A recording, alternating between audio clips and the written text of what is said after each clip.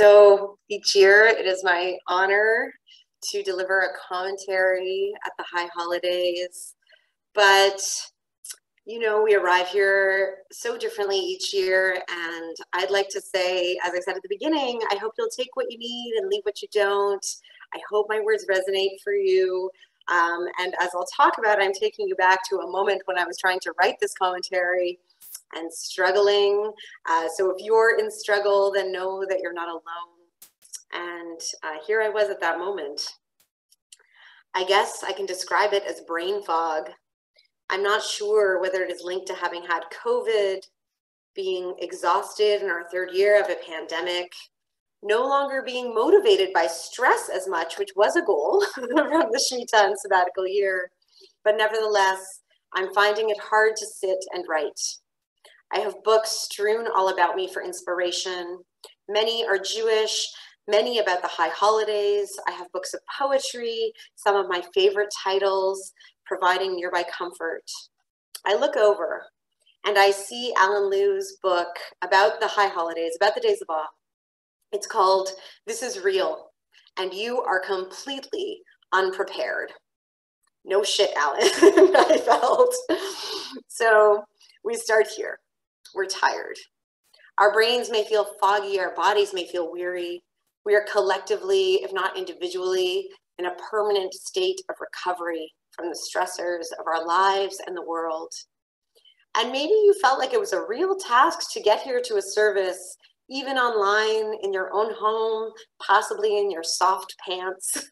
But if you felt like it was hard to get here, and if you feel like you are not able to take on some of the spiritual and relational commitments the high holidays demand, if you are feeling like you want to get off the wheel of continual self-improvement, this high holiday commentary is for you. Normally, I see my task as trying to inspire people to grow when I make these kinds of commentaries. As I said, I want all of us to use Judaism to enrich our lives and its social justice teachings to enrich the world. I want that very much, but we are tired. And I think this year, the way we need to grow is to learn to stop with all the growth.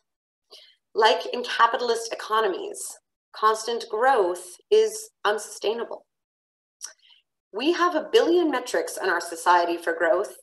We count steps when we take a walk. We track our sleep. We may have metrics at work for productivity. We work to close rings on Apple Watches. We strive and we strive. And this year, I say we grow by ceasing to strive and working on thriving. Less doing, more being. And here's what I mean. In Alan Liu's book, he argues that the high holiday period, the days of awe, are meant to break us open and let us connect with a higher power. Many of us have just been on a journey through the Jewish month of Elul, the month before Rosh Hashanah. And we've also had a challenging few years, each of us. I feel we arrive here already broken open. Some maybe just feeling broken. Some feeling ready to be more open. We notice that the upside of pain and loss is a kind of vulnerability that makes us open to joy and love. We are wired that way. So this year, just this one little year, let's skip all the hard stuff. What is the higher power we want to open to? I'm going to call it something the Bible calls the still small voice inside us. What is calling to you? I hope we open ourselves to the higher parts of ourselves and our most sacred values: community, caretaking, and compassion. So from Liu's book, I'll cite a couple of his chapter headings. So I respect him and his work, but I respectfully disagree with the premise. This is real. Here, the days of awe, I think we're very prepared. In secular synagogue anyway, I see us fostering real and genuine community across oceans, across time zones. I see us doing so much caretaking. Very recently, helping somebody mark a death, helping members mark a birth. I see us taking care of our community, ourselves, and our earth. I see us living lives of compassion. Of course, we are imperfect, but I see us walking the walk. And to me, that is the whole why of being here. Lou has a chapter called Everywhere He Went, He Was Headed for Home, Teshuvah. Teshuvah, turning, returning, repentance. And as I said earlier, we know each year we meet the new year rituals and symbols, which tend to be the same, but we see them differently because we are different. It is about coming home to self, to those who we care about, to a relationship with Judaism, community, earth, and our values. And I know many of us have been doing that hard work of Teshuvah over Elul. But in a Shabbat Live recently, I cautioned that Teshuvah can be more about boundaries than forgiveness. This year, we may seek to forgive others, but instead of seeking to forgive those who do not deserve our forgiveness, let's instead lay loving, joyful, and self-affirming boundaries with others. And when it's hard, let's forgive ourselves. That doesn't mean we avoid hard conversations or relationships. It means we are intentional about when they are worthwhile, and we show up as our best selves when we choose them. Lou describes waking up with the shofar blasts, that feeling of being alive, present, and grounded.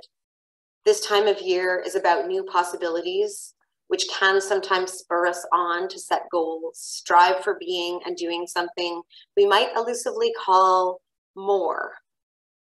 At one of our recent Elul gatherings, folks spoke about how hard it might feel right now to set goals. And I am usually a very happy and avid goal setter, but at this time of year, when it normally comes so easily to me, it has been a struggle. So this year, maybe we let the shofar blasts awaken us to the goodness, power, and beauty we already are. What if we say to ourselves, I am doing enough. I am enough. We don't need big goals. And maybe taking the pressure off to find them helps us find goals that are aligned with our values, where we're at right now. What we need is big appreciation.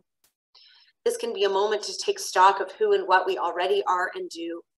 And I'll bet if you think back, the you of 5 or 10 or 35 years ago would be so jazzed to see who you are now and all that you've achieved. So let's bask in that. Lou goes on in his book to talk about the image of the opening of the gates. How can we walk through these days of awe feeling transformed? I think we should feel that, we should find that. But instead of putting a ton of pressure on the process, let's just trust. The metaphorical gates to somewhere wonderful will open in their time, and we will walk through them in our own time. Let's not rush. Let's not strive. Let's just be. A few years ago, I spoke to this lovely community about the seemingly backwards advice, don't just do something, sit there. If the Shemitah or sabbatical year this past year has taught us about rest and ease, and I hope it has likely taught us that sometimes when we rush to repair a rupture in a relationship, when we rush to meet a work or school goal, when we rush toward any area of personal development, when we rush to build something beautiful, the results are often sloppy, misguided, incomplete, or unsustainable. Sometimes the best course of action is to do nothing. Yes, we may want to solve the climate crisis. It might not be about doing more. It might be about consuming less. Yes, we want to make amends with someone. It might not be about pursuing reconciliation, especially if we are still angry or anxious about it. It might be about backing away and taking some space. Yes, we want to accomplish things that will make us feel proud of ourselves. Of course we do. But it might not be about making a giant to-do list that never gets completed. It might be about being fully rested and able to take on manageable chunks of work. This year, let's build and grow from a solid and deliberate place. Let's be gentle and careful with our words and our thoughts. Let's be generous and kind where we can, and careful not to overextend. Let's unite our own well-being, mentally and physically and spiritually, with the well-being of our communities and our planet. And I'll say more about that at Yom Kippur in 10 days.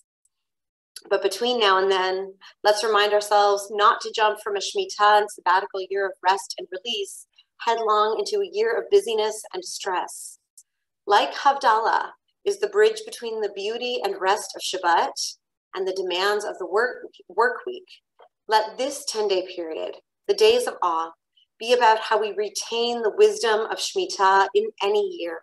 This year, we grow in, we grow out, we circle, and we spiral back around. Teshuvah, the process of turning and returning, coming back to self, to home, is hard. And all that turning might make us feel dizzy. So let's try to engage the work rooted on solid footing. Trust that you will come back to self, to home. In fact, we are already there.